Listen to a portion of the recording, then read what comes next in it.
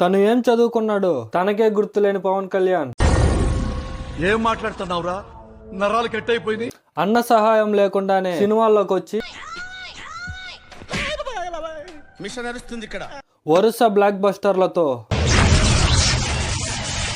Craze తెచ్చుకున్నాడు. ఇక సినిమాల్లో సంపాదించింది చాలు, ప్రజలకు సేవ చేద్దాం. ఏంటి బాబన్న ఇంకోసారి అన్న? ప్రజలకు సేవ చేద్దాం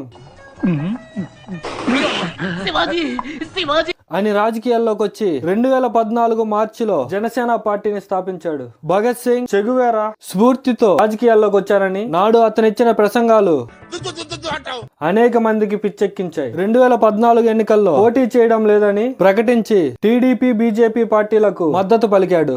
ఇదొక హఠాత్ పరిణామం.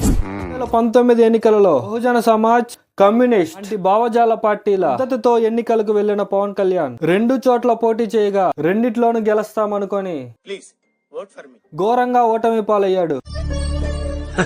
సరే తరలే, ఎన్నెన్నో అనుకుంటాం, అన్ని జరుగుతాయి ఏమిటి? ఈ ఓటమితో పదవి కాంక్ష ఇంకా ఎక్కువైంది.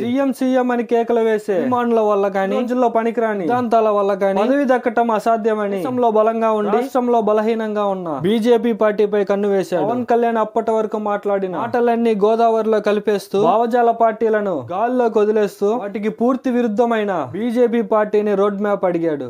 ఖతం, bye bye, tata, goodbye, Gaya.